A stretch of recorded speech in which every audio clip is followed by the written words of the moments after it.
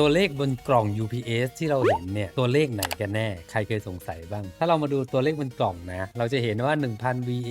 แล้วก็ slash ด้วย 550 วัตต์เราจะเอาตัวไหนมาคำนวณแล้วเราจะรู้ว่า UPS ตัวไหนเลขอะไรเหมาะกับสิ่งที่เราจะนำไปใช้วันนี้มีคำตอบ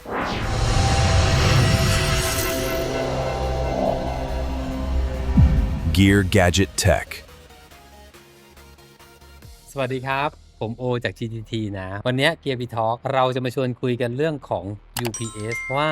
เลือกใช้ยังไงให้เหมาะกับบ้านของเรากับอุปกรณ์ของเราไม่ให้มันพังหลายคนนะผมจะบอกว่าเลือกซื้อ UPS โดยไม่รู้ด้วยซ้ำว่ามันเหมาะกับเราไหมเอาไปใช้งานจริงไฟตกคอมพังเอาไปใช้งานจริงไฟดับใช้ได้แค่1นาทีปิดคอมยังไม่ทันเลยไฟหมดแล้ววันนี้เราจะมาเทสให้ดูว่าต้องใช้ยังไงเป็นยังไงซื้อยังไงเลือกยังไงเหมาะกับอุปกรณ์ของเราตัวไหนบ้างคือคอนเทนต์วันนี้มาจากสิ่งที่เราเห็นเลยว่าคนแทบจะซื้อผิดกันทั้งประเทศไทยเพราะว่าบางทีเราไม่รู้ซึ่งผมก่อนหน้านี้ก็ไม่รู้มีให้8สล็อตผมเสียบเต็ม8สล็อตแล้วพอใช้จริงๆเอ้าสำรองไฟอะไรไม่ได้เลยซึ่งในคลิปนี้ผมจะลองต่อกับคอมพิวเตอร์ให้ดูลองดูว่าพอไหมและถ้าไฟดับจะใช้ได้กี่นาทีแต่ก่อนจะไปนะครับขอปูทางให้ทุกๆคนก่อนตัวเลขที่เห็นบนกล่องตัวนี้จะมี VA ก็คือโวลต์แอมป์แล้วก็ W ก็คือวัตต์ก็คือ 1,000 โวลต์แอมป์กับ 550 วัตต์2ตัวเนี้ยคืออะไรเห็นภาพง่ายๆสมมุติว่าในเบียร์1แก้วเนี่ยแก้วก็คือโวลต์แอมป์ก็คือส่วนที่รองรับกำลังทั้งหมดเลยส่วนวัตต์เนี่ยก็คือเบียร์ส่วนที่เหลือก็คือฟองเบียร์ที่เหลือจาก 550 วัตต์หรือง่ายๆก็คือ VA เนี่ยเขาเรียกว่ากำลังที่ปรากฏนี่ศัพท์เทคนิคไทยๆเลยส่วนวัตต์ก็คือกำลังที่เราใช้จริงๆซึ่ง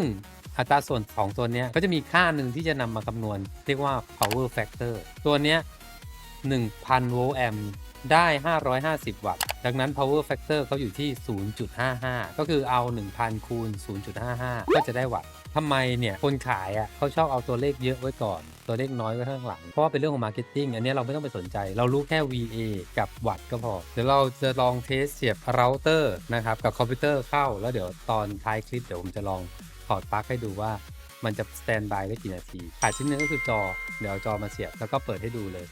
ผมเสียบคอมพิวเตอร์เกมมิ่งนะการ์ดจอซีรีส์ 5,000 ไปเครื่องหนึ่งเนาะกับเราเตอร์ตัวหนึ่งสำหรับเล่นเกมตัว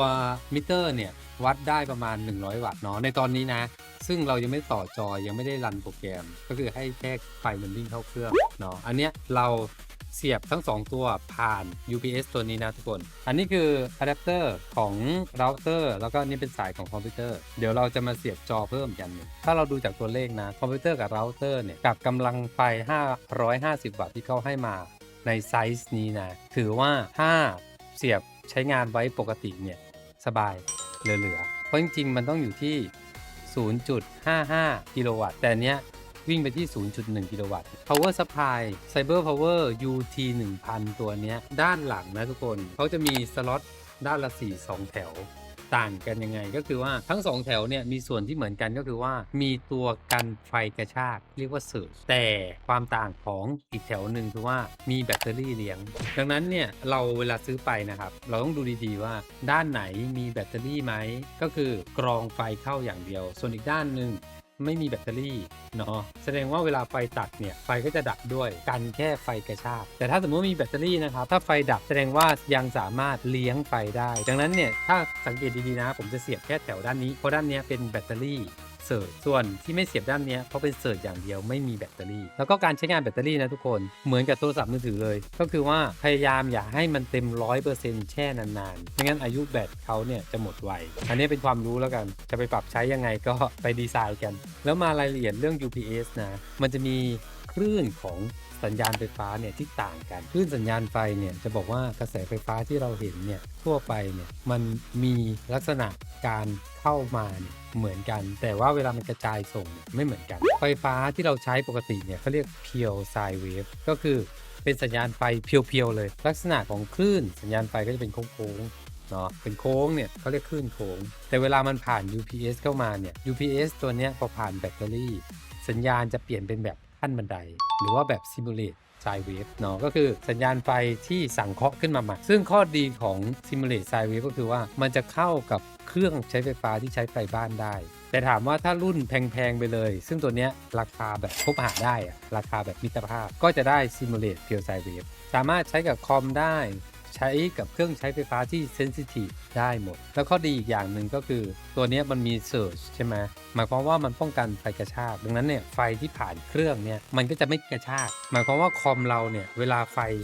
ตกปุ๊บสัญญาณไฟเนี่ยก็ยังถูกส่งเลี้ยงผ่านแบตเตอรี่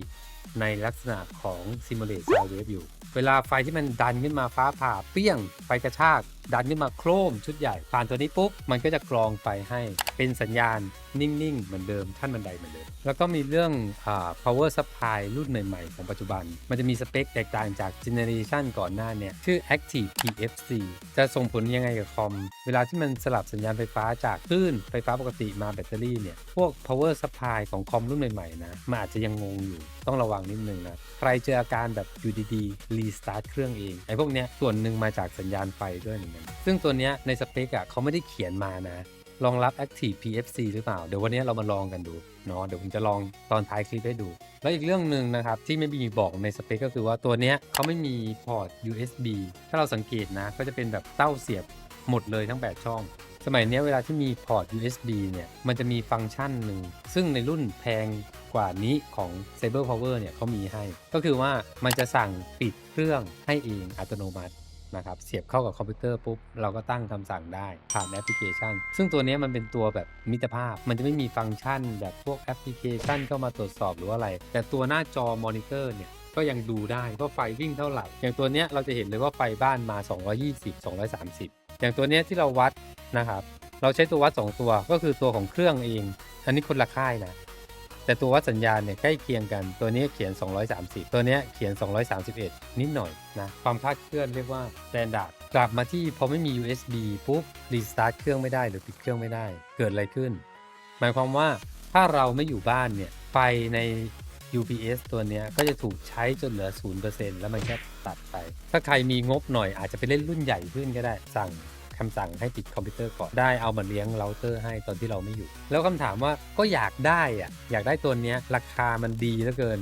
นะคุณภาพมันก็ดีเหลือเกินเหมาะกับเราไหมตัวเนี้ยจะเหมาะกับคนที่ใช้แล้วก็อยู่บ้านตลอดอยู่กับเครื่องตลอด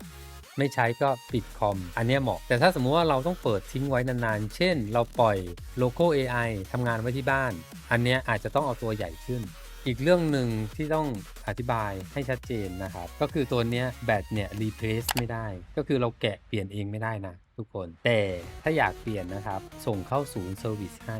อันเนี้ยดีเพราะว่าอันเนี้ยเป็นเรื่องความปลอดภัยก็คือ3 ปีถึง5 ปีเนี่ยเราก็ติดต่อศูนย์เขาแล้วก็ให้เขาเปลี่ยนแบตให้เราใหม่ได้ไม่ต้องไปซื้อเครื่องใหม่ซึ่งประหยัดกว่ากันครึ่งอ่ะเดี๋ยวขยับนิดนึงเดี๋ยวจะลองเสียบจอคอมพิวเตอร์แล้วก็เทสกันดูโอเคเรามาดูไฟวิ่งเท่าไหร่จากตัวนี้นะอยู่ที่100 วัตต์เนาะ 0.5 แอมป์นะมากระแสไฟบ้าน230 โวลต์ตอนนี้เราเสียบไป3 อุปกรณ์ด้วยกันทุกคนซึ่งจากสเปคของตัวเครื่องนะเขาจะเขียนบอกเลยว่าตัวเนี้ย iMac คอมพิวเตอร์60 วัตต์เนี่ยอยู่ได้45 นาที Desktop คอมพิวเตอร์เนี่ยอยู่ได้31 นาทีเนาะก็คืออันนี้แหละเขาเรียก Desktop คอมพิวเตอร์ก็คือประมาณ90 วัตต์แต่ของเราเนี่ยรวมเราเตอร์ไปด้วยเนี่ยจากตัวเลขวัตต์เนี่ยประมาณ100 กว่าน่าจะได้น้อยกว่า30 นาทีซึ่งอุปกรณ์เรามีเราเตอร์จอแล้วก็คอมพิวเตอร์3 อุปกรณ์ด้วยกันเดี๋ยวผมจะลองถอดปลั๊กตัวนี้แล้วก็จับเวลาดูนะทุกคนเดี๋ยวเราจะดึงปลั๊กตัวนี้นะทุกคนคือจะบอกว่าแบบแน่นมากทุกคนถอดแล้วนะทุกคนนี่คือของ UPS นะลองดูนะทุกคนจะดับไหมกี่นาที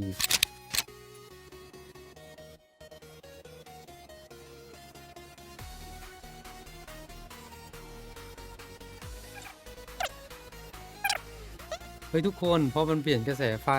นะเพียวไซเวฟเป็นแบตเตอรี่นะก็คือ Simulate Sine Wave นะเนี่ยที่พูดไปเมื่อกี้คือคอมอาจจะ Restart เองซึ่งเป็นเรื่องจริงเพราะว่าตัว Power Supply รุ่นใหม่ๆมันเทพแล้วมันจับสัญญาณได้นะครับเนี่ยเราจะเห็นเลยว่า Power Supply ส่งคำสั่งเข้าไปให้ Restart เครื่องโอ้โหเทคโนโลยีสมัยนี้มันสุดยอดจริงๆระหว่างที่รอเทสนะผมก็จะเล่าเรื่องให้ฟังหน่อยแล้วกันเว ลาที่เราเปิดแอร์ปึ้งเนาะไฟมันก็จะเกิดการดูดไฟไปใช้ในแอร์เพราะว่าเครื่องใช้ไฟฟ้าประเภทแอร์เนี่ยมันกินไฟเยอะไฟมันก็เลยถูกโหลดไปฝั่งแอร์แล้วไฟอื่นๆเช่นหลอดไฟหรืออุปกรณ์อิเล็กทรอนิกส์เนี่ยที่เสียบใช้งานอยู่เนี่ยมันก็จะถูกกระชากไฟออกไปอันเนี้ยเรียกว่าไฟกระชากส่งผลให้พวกอิเล็กทรอนิกส์ชิ้นเล็กๆเนี่ยมันเขาเรียกว่าการ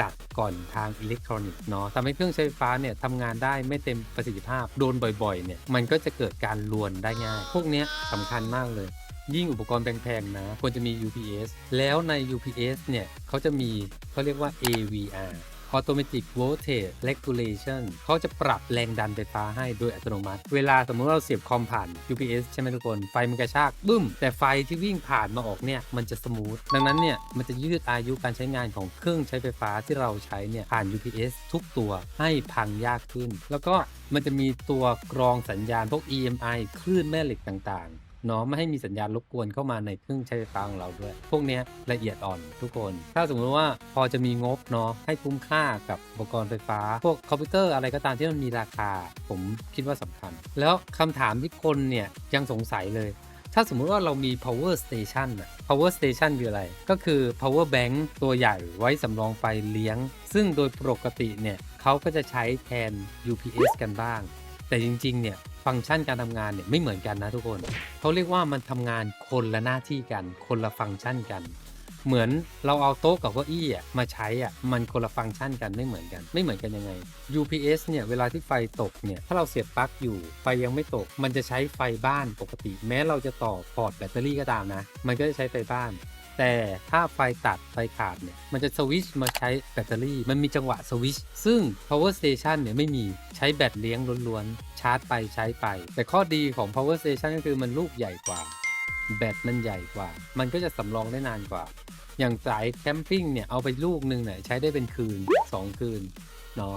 ไฟมันลูกใหญ่กว่าอาจจะหมดแล้วทุกคนตอนนี้เราใช้ไฟไปเกือบ200 วัตต์นะทุกคนดับแล้ว6 นาทีครึ่งทุกคนใช้เวลาไป6 นาทีครึ่งก็ถือว่าเราเซฟแบตเตอรี่ทันเซฟคอมพิวเตอร์ทันนะครับเหลือ6 นาทีปิดโปรแกรมเซฟทุกโปรแกรมเนาะมีไฟล์ด็อกิเมนต์กดเซฟแอสเซฟอะไรเซฟไปก่อนทันเหลือ6 นาทีครึ่งเราเตอร์ตัวใหญ่65 วัตต์กับคอมพิวเตอร์ใช้ได้เรามาถึงทั้งหมดทั้งมวลของตัวพระเอกของเราแล้วตัวนี้ก็คือ Cyber Power UT Series ซึ่งซีรีส์นี้เป็น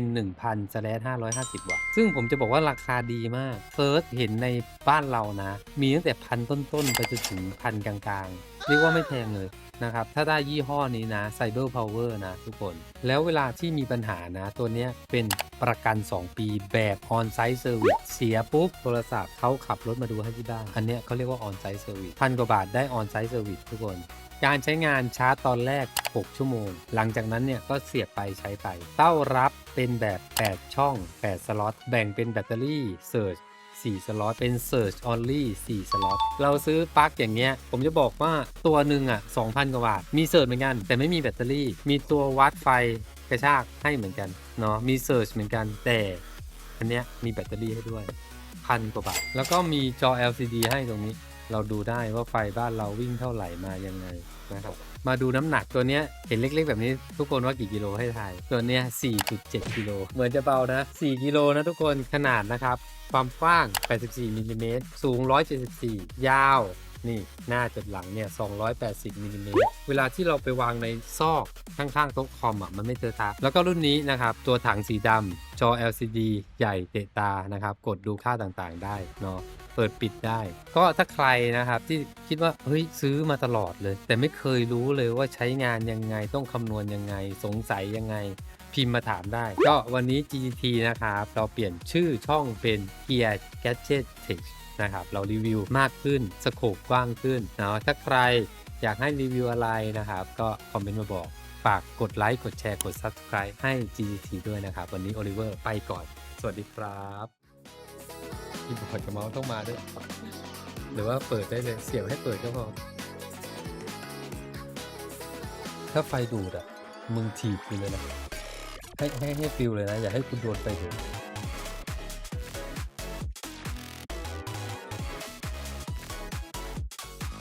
กูจะบอกว่าแบบแน่นมากทุกคนไม่ขึ้น0 กิโลวัตต์ มันต้องเป็นวัดเป็นวัตต์เนาะอันนี้เป็นกิโลวัตต์ต่อไป